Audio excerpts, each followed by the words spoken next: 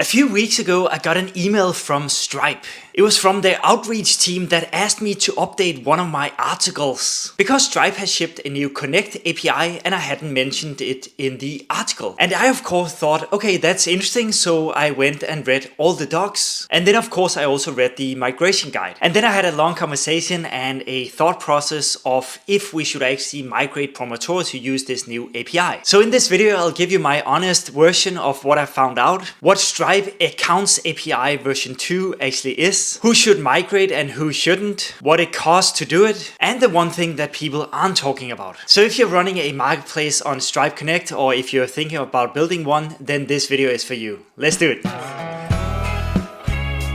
Okay, so let's take a look at the new Accounts version 2 API from Stripe Connect and how it works and how it's different from V1. So you define the interactions between your platform, connected accounts and Stripe, such as funds flow and loss liabilities. Okay, so you set the responsibilities, you set dashboard access, and you also set the KYC requirements. So who is responsible for collecting KYC? So let's take a look at this graph I made here, right? So in Accounts version 1, which most of you are probably still on, you basically pick a preset. So you either chose standard, express or custom, and each preset then locks dashboard capabilities and responsibilities together. So in version 2, so Accounts version 2, it's basically the same but just broken down, you could say here, right? So you then pick dashboard access, configs, responsibilities and identity, and let's just go through them one by one. So dashboard, what the seller logs into on Stripe's side, so your sellers on your marketplace. So is that the full Stripe Connect dashboard? Is it the stripped down express view, or maybe nothing at all, where you basically embed it on your own marketplace in a white label kind of solution where it doesn't look like it is Stripe at all? So that is actually the option that I have chosen on Prometora because it's the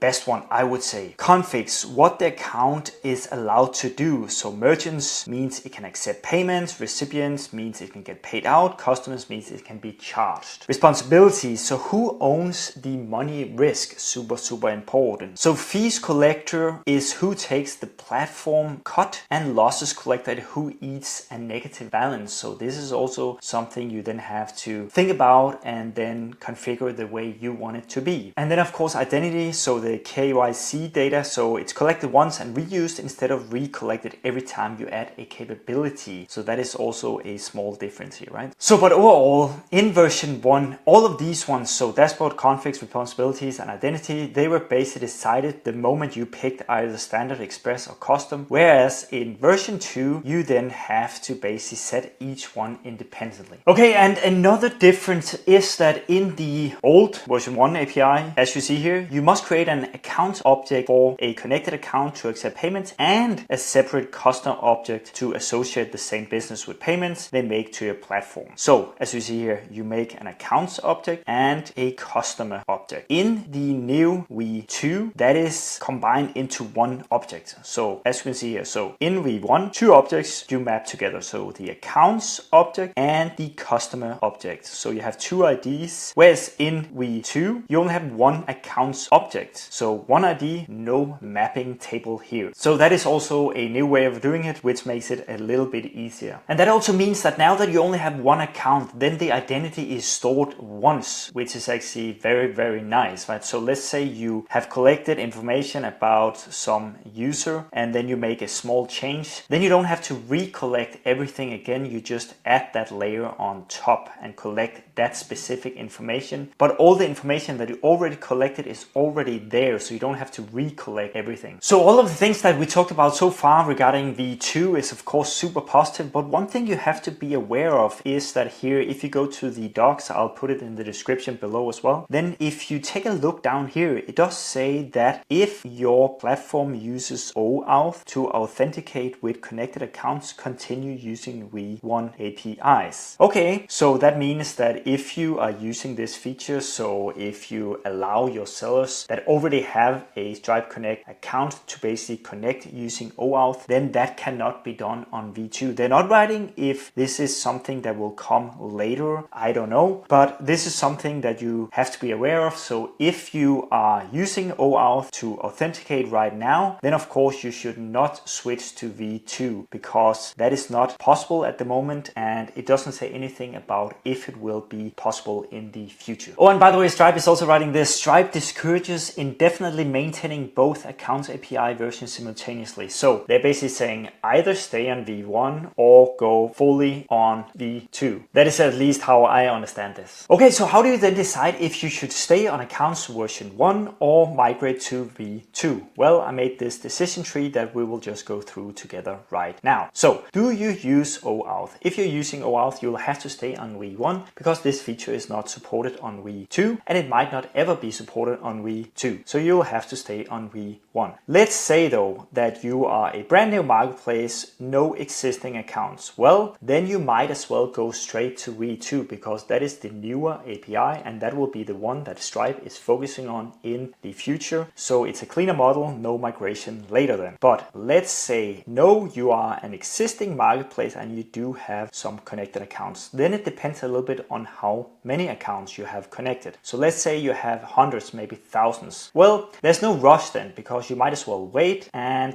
V1 is still fully supported and you can then migrate later. But let's say you're early in your marketplace journey and you're still relatively small, then it depends a little bit on the V2 features that I just went through just before. Do you prefer the old way of doing it, so the standard, express or custom way? Well, then you could start on V1 and then maybe migrate later. You will have to migrate though at some point probably because you are then using an old API that might not be available in, let's say, 5 years. But if you like the V2 way of doing it, then of course you might as well migrate now because the cost is at its minimum right now because you're still very small. And if you decide to make the switch to V2, I would really encourage you to also take a look at the embedded components from Stripe that they've been investing quite a lot in recently, because that is a way to really make everything look like it is being done within your marketplace. So kind of like an Etsy payment feature, you could say. So today on a normal Stripe Connect marketplace, it often looks like this. So a seller signs up on your marketplace,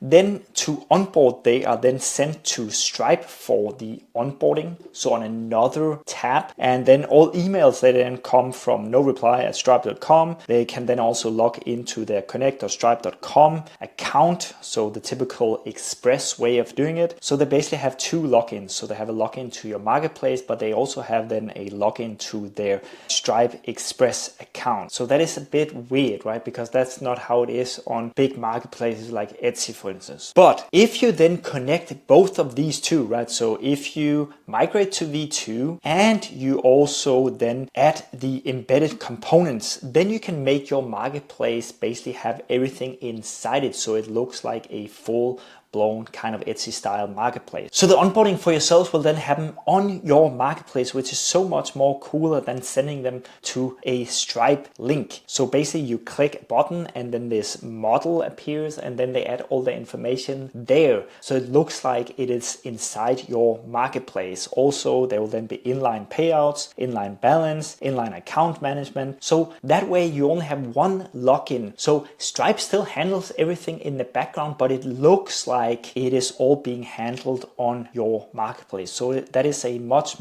better experience for the sellers on your marketplace, and it makes you look way more professional as a marketplace owner, to be honest. Great, and now of course I want to show you what it looks like on Prometora, because we are now using the V2 API, but we are also using the embedded components from Stripe, which is so cool because now everything is happening on your marketplace. You're not sending your sellers to some weird Stripe link. Everything is embedded inside your marketplace. So let me show you how you do it. So first of all, you of course sign up. There's a 14-day free trial, by the way. And then you go to the payment area and you add your Stripe test keys. First, you do everything with your test keys and then you move to your production keys afterwards. You can see that I already added my test keys here. So then I just go to my live marketplace and sign up, and I sign up as a test seller. So I signed up here as a test seller and I'm now in the seller dashboard. Okay, so I can now already go ahead and make a listing. So the deferred onboarding is still there. So that means that I can make a listing, I can make my first couple of sales, and then I can basically onboard afterwards. And sellers, they have a much higher incentive, of course, to onboard once they made a couple of sales, because then they want their money basically. So, but when I then onboard as a seller, I click here on the Connect Now button. Then I have to pick my country. So I'm from Denmark, so I pick Denmark, and then I click Connect. So before we had the embedded components, we were now sending the seller to a weird Stripe link. That is not happening anymore. Now everything is happening embedded here on the marketplace. So watch this. I click, and then you can see this model, it's called, pops up. So then it says complete your Stripe onboarding. And I then click this one, add information, and then I'm still inside my marketplace. And I then have to add my information. And this one says Prometora up here, but it will just say whatever you named your Stripe account. So usually you name your Stripe account the name of your company or the name of your marketplace, so it will say your marketplace name up here basically. Now I'm just gonna add test information here. So as you can see, I'm still on my marketplace, and now I have to add all my personal KYC information, you could say. So I'm just gonna go ahead and add some test information.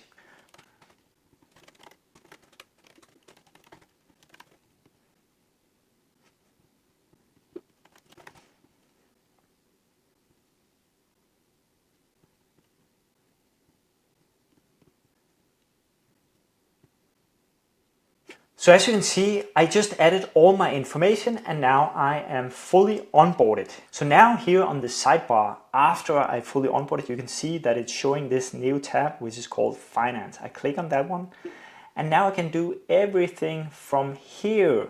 So pay out money. If I had any money, I could do it from here. I can see my balance, I can see my transactions. I can also see tax documents if I had any here. So everything is now on your marketplace, which is so much cooler. And it just makes it look way more professional. So that is how the V2 Accounts API from Stripe works together with embedded components. And if you are considering building an online marketplace, then please go ahead and check out Prometora. There's a 14-day free trial. Thank you so much, and I'll see you in the next one. See you. Bye bye. Ciao.